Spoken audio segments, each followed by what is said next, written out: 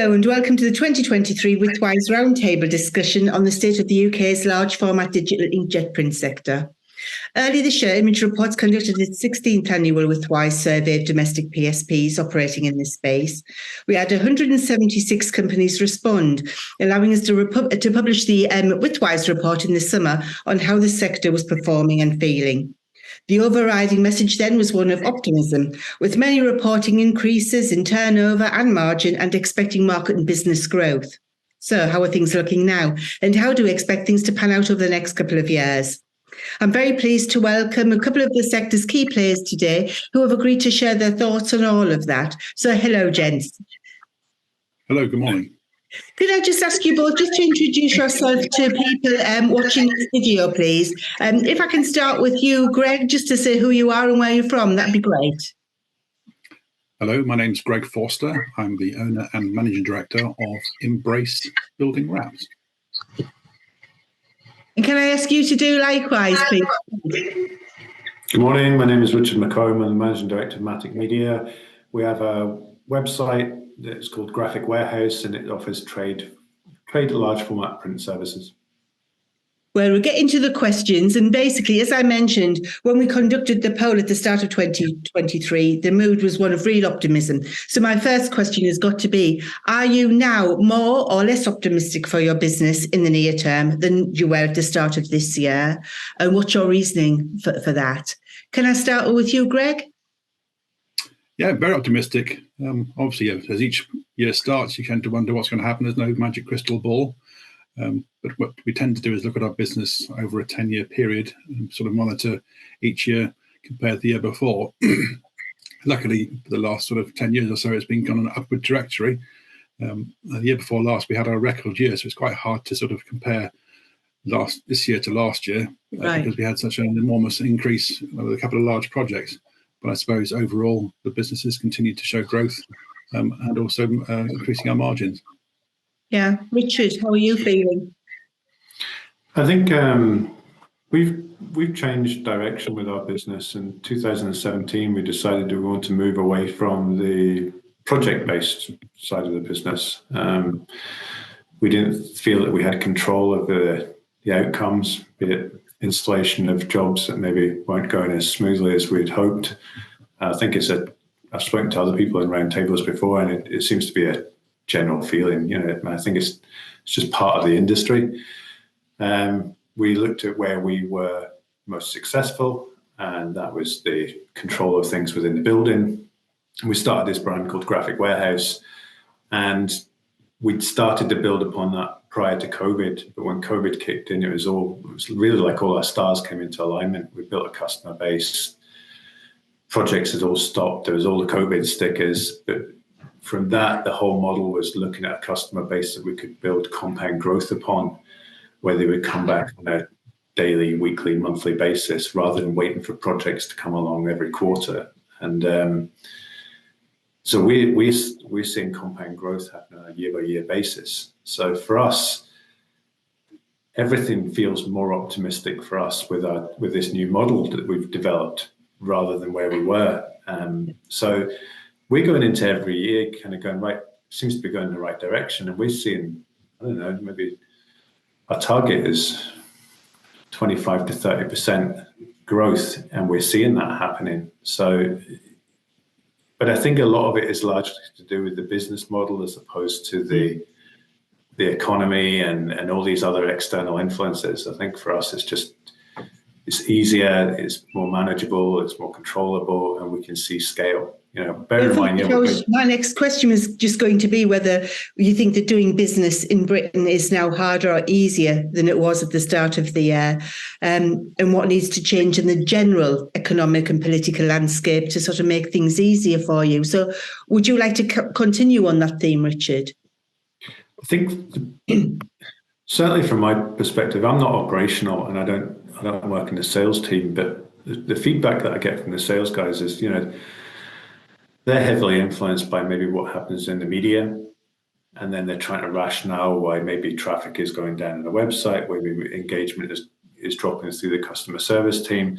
And I'm always trying to say, look, I think that we really need to look at where we were 3 months ago and then compare it to where we're at just now, rather than going, look, today there's been an announcement in the news, or last week there was an announcement in the news, and is that affecting us at the moment? I hear a lot of things about, it's the school holidays. For example, last week it was the school holidays in Scotland. This week it's the school holidays in England. So they will be asking me to have a look at web traffic to see if that's been affecting things. Then we'll be looking at telephone calls into the business, the web chats, the WhatsApps that are coming in. I'm not entirely convinced that we're really a victim of what goes on in the media. Certainly not for us. I don't think so. What do you think about how the sort of general economic and political landscape's impacting you over at Embrace, Greg? We're kind of in an odd position. We tend to focus most of our attention working with the construction business. So that industry is pretty buoyant, and it's been very busy throughout sort of the last 4 years. Even with COVID, we were still operating on site because of the nature of the beast. Compared to obviously Richard's business, where he's based within his building, he controls all those elements. We have to kind of become cat herders in reality, because there's so many people involved in the chain. So there are about sort of 7 to 10 parties in our project, and as you can imagine, some of these projects start discussions in year 1, and by the time it comes to year 3, we're actually installing it or taking it down. So our sort of from sales lead to actually installation can take up to a couple of years, or sometimes you can get a last minute phone call and it can be quite quick. So we do go across construction, retail, sports, sort of the main key areas itself. But again, things like half terms and summer holidays, August tends to bottom falls out of the incoming traffic on the website and sales calls.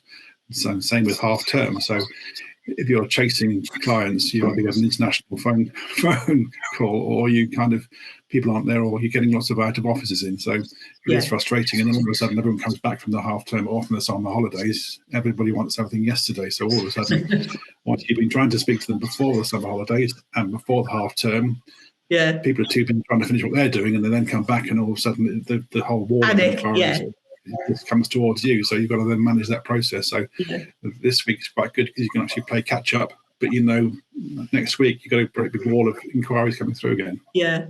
I mean, we've touched on this already once, a little bit in the previous question. But can I ask, how are your turnover and profit margins faring now?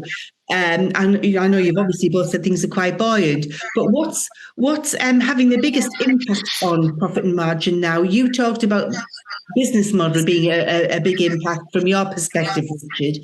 Is that the main impact on both profit and turnover? I think COVID was probably quite good for a lot of businesses, because it made us sit down and actually have a look at how our business was operating, what our margins were, and where we might be experiencing difficulties. For me, pre-COVID, I'd recognised that one of our biggest costs and our variable costs were the installation crews. Without sounding disparaging, because I don't want to be accused of being rude about installers, but when you need overtime, it appears it's not available. When you don't want overtime, it appears that the job's taking a bit longer than it really needs to. And I never really very happy with that. So that was one thing, is where could we strip out expense within the business? So we're no longer doing creative, and we're no longer doing the installation. So that reduced those overheads, which allowed us to focus more on where we could actually control our cost. And I think that quite a lot of people have maybe had a look at those parts in their business. There's obviously costs we don't have any control of. Electricity, I think in England there's maybe been a shift in rates, but in Scotland, the Scottish government's quite keen to make sure that rates aren't adjusted. But there's a lot of costs there. There's obviously things like the material costs, which took a bit of a battering over the last two years. But I think the biggest uncontrollable cost is the staffing costs. From what I'm hearing across, well, I say our competitors, but we're not really competitors, but colleagues here in Scotland, is that everybody's under a lot of pressure to increase wages to make sure that they remain competitive and offering additionality to to the employment benefits, to try and ensure that our staff are not tempted to go and move somewhere else. But even then, recruitment is quite difficult as well. We've seen around Glasgow staff moving from one business to the next business to the next, and then there being competitions between two businesses to offer the right package, and then the existing employer then competing with the new potential employer to try and make sure they don't lose that staff.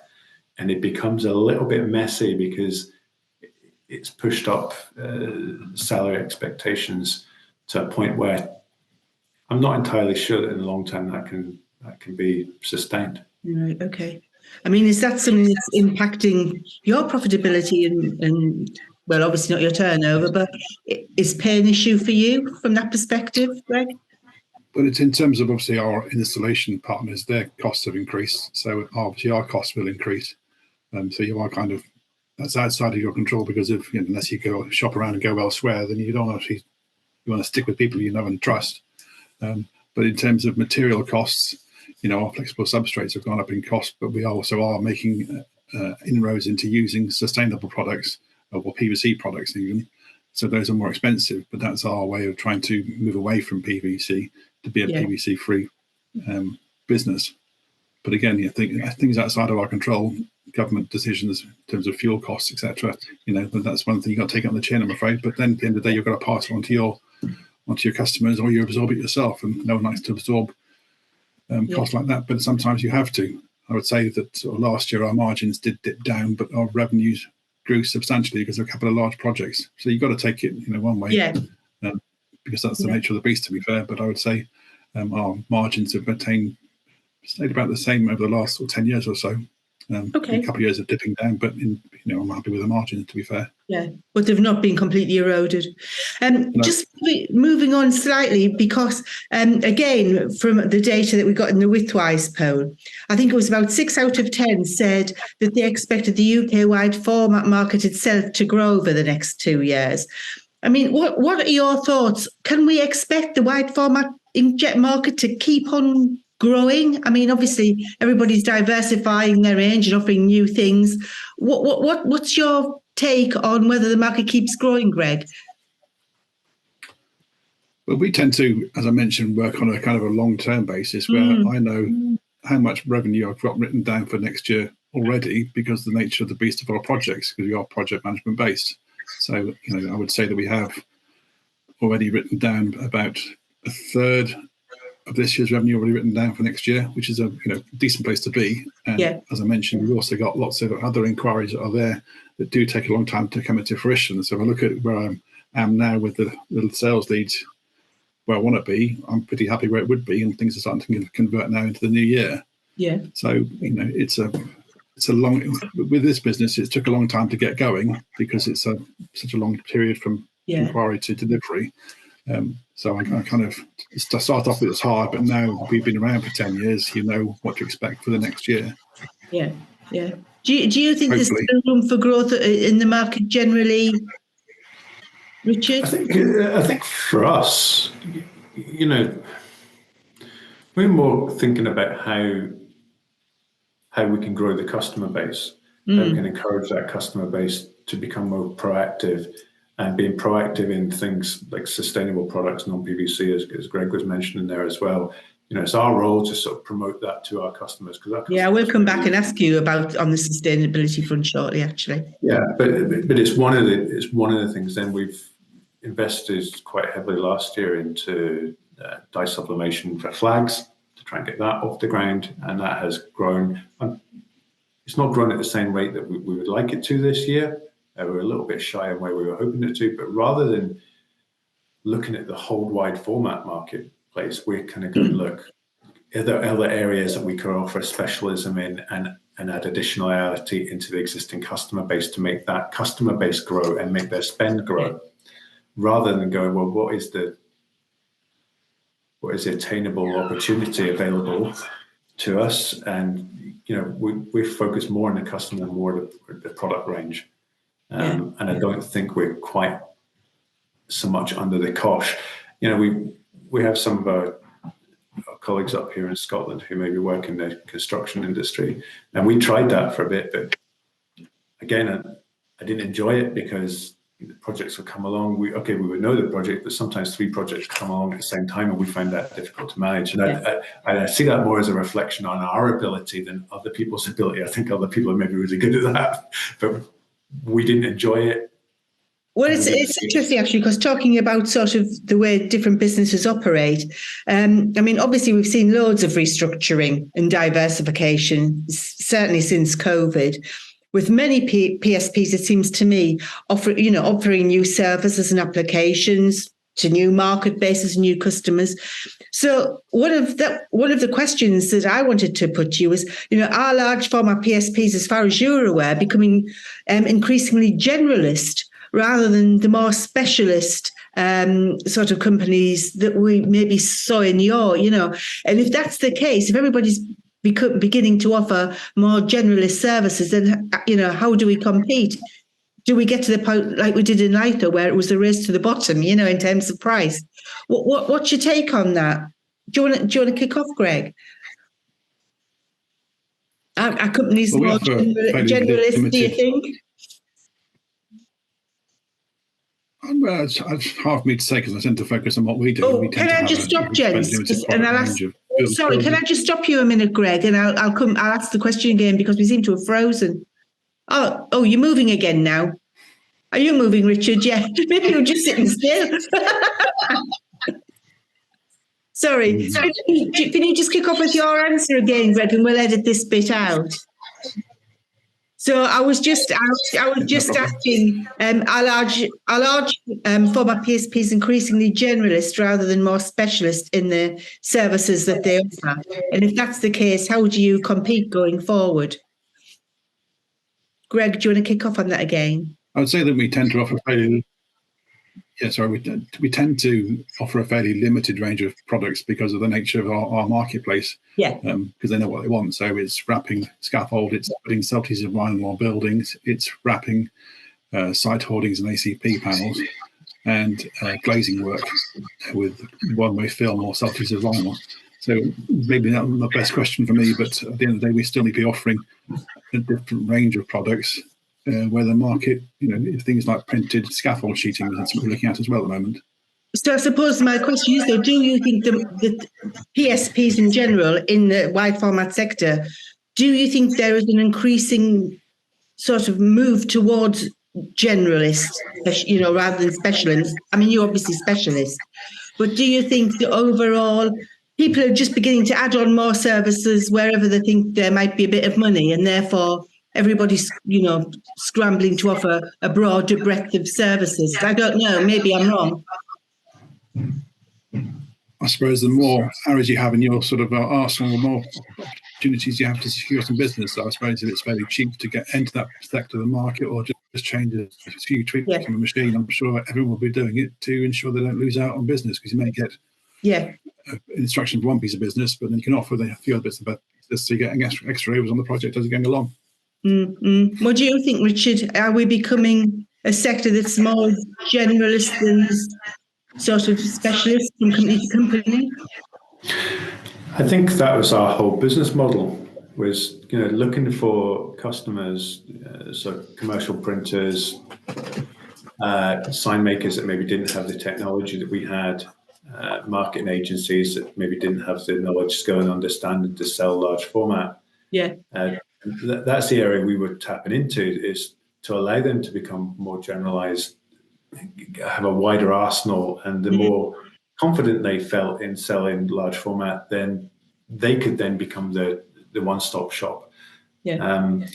I mean, I'm on the board for Print Scotland up here, which used to only really represent sort of commercial print market, but we can see now that that's coming in to include labels, packaging, wide format, commercial print, and the smaller guys that are offering digital print or copy shop services.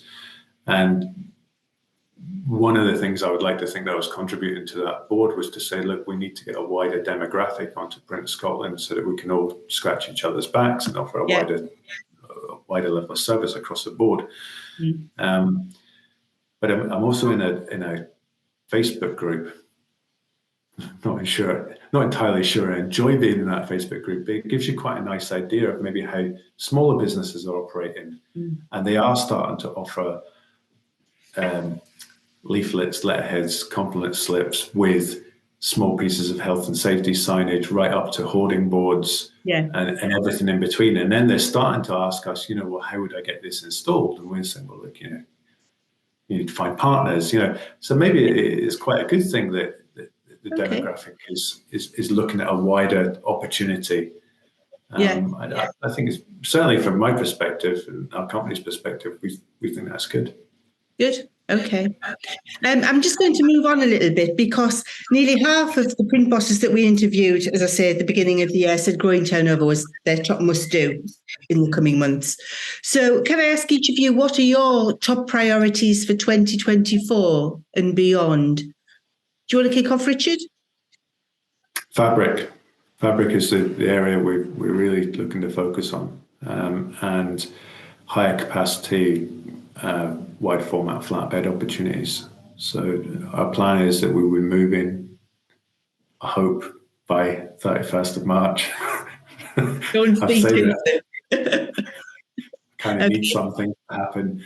So we're looking to move location, new CapEx, and create more opportunities for fabric, because we think we're missing some opportunities with the flatbed work, but we think that there's a much bigger opportunity that we could be tapping into for the fabric side of things. But fabric, I think. Let me ask you, what when you say fabric, are you talking fabric from a graphics perspective, or are you talking fabric from clothing or interiors or? Fabric for us would be soft signage.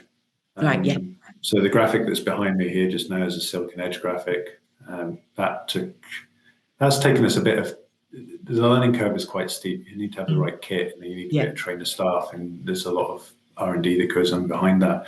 The other area that's doing really well at the moment is just the flags, because they're easy and the finishing is not quite as. And I presume the bottom line at the end of the day is about growing turnover by getting into that. Yeah. We saw it as an opportunity. We tried it years ago and we just couldn't get into it with the existing customer base we had that were project-led. There just wasn't enough demand in there. So the idea of offering it as a trade service offers a much wider demographic to target on. I think people always think, I was heckled once, I think it was maybe one of your presentations, I can't remember what it was, and somebody from the audience was saying, it's a dive to the bottom that you're doing by offering these prices. And not really, because the idea is you were stripping out other costs of the business, so you had more margin to play with. I mean, our margin compared to what we were delivering on projects by the time we're taking all that additional cost in it is very, very similar to what we'd offer in a trade service. Yeah. Greg, what's your take? What are your priorities for next year and the next couple of years? Then I think we'll keep on with the same product offering in terms of routes, etc. But again, I continue to look at sustainability, new PVC-free products. As far as I can see, the way that you carry on growing your business is through fantastic account management. Yeah. Okay, that makes sense. I mean, you mentioned there actually about the whole sustainability question. As is always the case when we get the data back from the Widthwise poll, when it gets to the questions about the environment, it's a really confused picture. So where do environmental sort of issues and actions sit on your list of priorities then, Greg? I mean, is it something that you feel that you can sell off the back of? Is it something that in terms of your own green credentials you're having to work on? What kind of priorities have you got on that sort of green front? Sustainability is the number one priority for this business, apart from health and safety. But in terms of a profit offering, we've secured a considerable amount of business on the back end of offering PVC-free products. Yeah. We use Kavalan as our chosen sustainable, flexible substrate. And we started our journey back in 2020 when we were the first people to get it in, print on it, test it. offer it to our customers. We're the first company to actually get a couple of campaigns off the ground. So, and since then we've been continuing to work with them and offering campaigns. And I'd say we've done about 10 campaigns now. The biggest one we did recently was for IKEA on Oxford Circus, and that was about 3,000 square meters. Yeah, I saw that. It looked very impressive. Yeah. So that's the sort of the first thing there. We also each month invest in funding the planting of new trees with our partners, Ecologic. And these are new trees. We're not sort of buying trees. We're actually putting new trees into the ground. So every time we do that each month, and every time we do a campaign, we actually plant the same number of trees that will mirror the amount of square meters we have put up on the wraps themselves. We have a banner karma initiative where when the spent banners have been taken down off the scaffold, taken back to the warehouse, they're either taken away by local farmers and used as agricultural coverings. If it's mesh, they can be used as an alternative to tarams, which is like a mesh to prevent weeds and it keeps the substrate together. We also work with a partner who can sometimes turn our wraps into bags, tote bags. And also we've also just started working on a waste to energy project where we take down banners where they're not suitable for agricultural use because there's too many holes in it for the nature of the beast. And we did one this last week where we shipped 4,000 square meters of PVC mesh up to a facility in Oldham, and that's been turned into waste of energy. And we've got a certificate to prove it's been done. So all those kind of things. Is that a system you're sort of managing on your own, Greg? It's not sort of via one of the association sort of waste collection services that ever in existence already, or? Yeah, we're working with Reconomy, John. Oh yeah. And, he's very, very helpful. So yeah, all these things do tick all the boxes. Yeah. Richard, sorry, can I ask you the same question about environmental issues and actions and where they sit with you? So I had a meeting yesterday with Scottish Enterprise about how they could support us to work out a net zero plan. Right. I started the audit last week and I found it really quite challenging because I wasn't sure how it fit into the language that they were asking. Right. So one of the things were, what have we actually done? So, in the last 10 years, we've got rid of solvent, we moved over to UV inks, we're now moving on to LED inks. But I think our biggest challenge is educating our customers. There is this perceived cost prohibition to using greener products. Okay. But I suspect that, from what I've been told, is that that is not really going to be there within the next 2 years, and that there are viable options, but it's really very challenging to try and encourage the customer base to move away from PVC banner to something like Kevlar, or moving from rigid PVC onto something that might be more sustainable. And we've been making a lot of videos to try and promote it, and a lot of blog posts to try and promote it, but the engagement is low. Do you think that's got something to do with the type of customer? Because obviously we're forever being told, if you're dealing with the brands, the brands, they're demanding, that. But I suppose if you're not dealing with the big brands and you're dealing with smaller outfits, it maybe is a different story. No, I'd agree with you. I do think that is part of the challenge. I think it has to come from the top down, but then also I think we have a responsibility to try and promote those products, and not everyone is interested yet.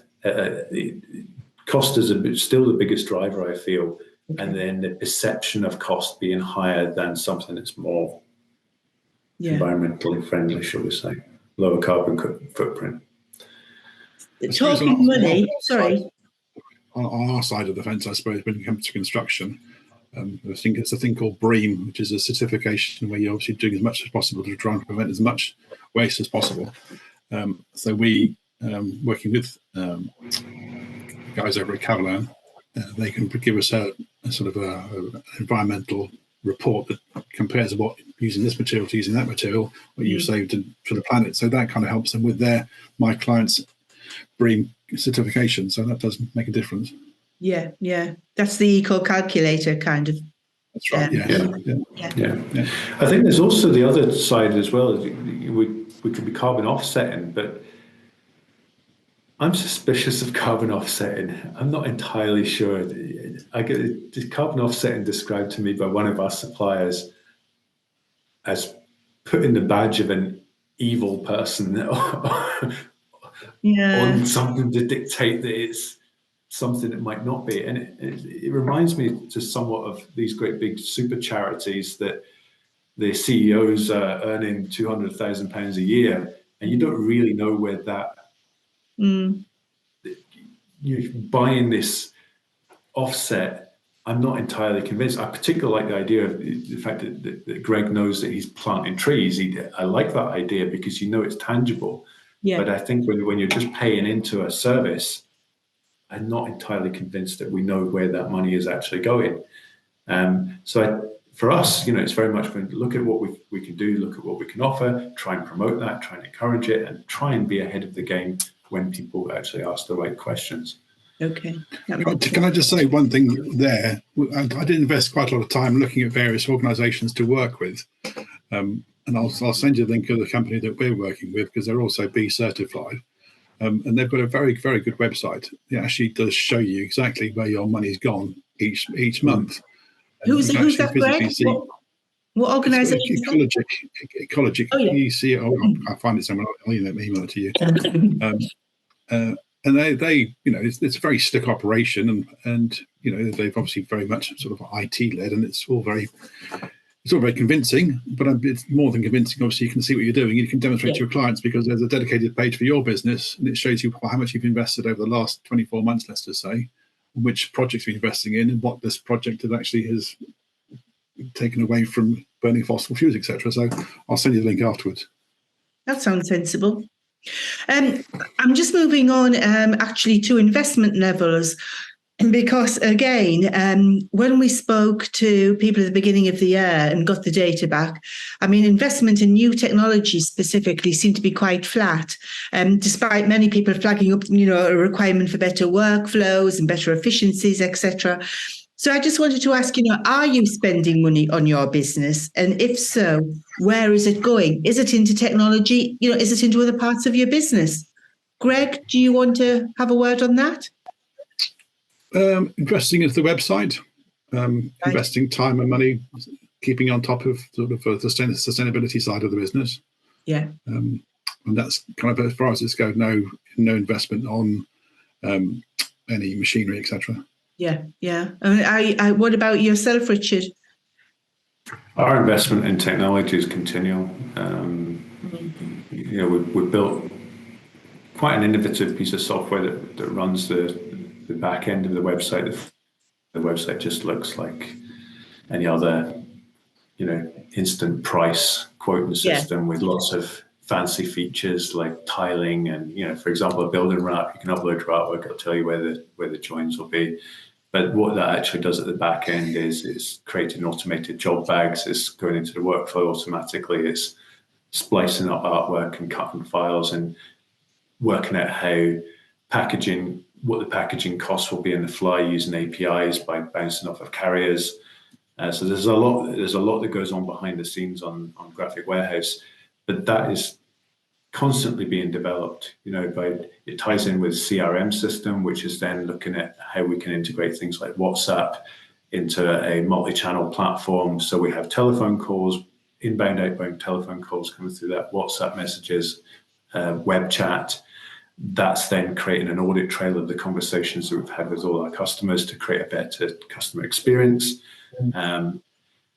Is your investment on that software side of things internal, Richard? Internal, because our operations director is a software developer. So part of his role is to look at ways of improving that. Sometimes we might have to outsource little bits and bobs, but there's IP in there we don't like to share. So rather than looking at ways of protecting the IP, we just don't share the IP and hope that we're still ahead of the game. But we're also looking at CapEx. So we're planning a build and move, which we've found an interesting way of funding. And we're looking at a new 3.2 hybrid printer to come in, and then in the following year, so that will happen before March 2024, and in the following year we're looking to move up to wider die sublimation and the sewing kit and all the finishing equipment as well. So for us it's always about continual improvement and continual investing. I mean, just to end up, because obviously I'm aware I've taken up a lot of your time, but if you could ask for one key development that would benefit your business, whatever that development might be, what would you plumb for? Richard, what would be your key development? Should you have a fairy godmother? I don't have a great big massive wish at the moment. Which is probably good. I'm a bit of a pessimistic optimist in that, today might not be very great, but the future is rosy, and I think you're constantly looking for where your gaps are. I think the big thing we're looking at the moment is packaging. I think everybody in our whole business is frustrated by packaging. There's a lot of consignments going out in the day. We have real challenges over trying to get larger single piece items to site undamaged. Sorry, so you're talking about packaging your print out. You're not talking about printing packaging. No, we're looking at I'm with you. Ways of packaging, but we're looking at everybody in operations is looking at anything, any spare time they have is R&D and how can I do this better? Because it is causing us a real challenge, and we because the nature of our products that go out, everything's unique, everything's a unique size. You can't have like all the same boxes, and hope that everything will fit in that. You can't. It just nothing ever seems to work. We've been trying it for a long time, so at the moment, we've got quite innovative ways of height, width, girth, weight on the package, but it's how do we get it out of the building? How do we get it safely in the best quality to the client? Okay. Yeah. What about yourself, Greg? Have you got a key wish? Well, where's my fairy godmother? Yeah. It's mainly about time, to be fair, not hours in the day. It's more, I say it's more kind of converting the number of sales calls that come in, or sales leads, or sales inquiries, whatever, and converting them into actual business, rather than that's where my biggest sort of frustration comes. Yeah. Okay, fair enough. And I suppose that's not technical. I suppose that's just more kind of. It doesn't need to be technical. I mean, that's absolutely fine. It's basically where's your pain point as somebody running a large format business, isn't it? And if we all want more hours in the day, I think, don't we? So, let's just say if you have 100 sales inquiries, you're going to get, I don't know, 5 of them that come anywhere near it. So you're consistently sending out proposals to people that necessarily can't afford to pay for it. No. Is there, do you think somewhere along the lines there's some kind of AI tool or something that can do that for you? Well, that's another conversation. Absolutely. I know. Well, maybe we'll reconvene and talk about that separately. But look, thank you both for your time. I really appreciate it. And just for people watching, I mean, in January, we'll be doing this Widthwise survey all over again. In the meantime, if anybody wants to download the 2023 version, it's on the Image Reports website. But for now, if I can just say thank you to Greg and Richard, and no doubt we'll speak again soon. Thank you.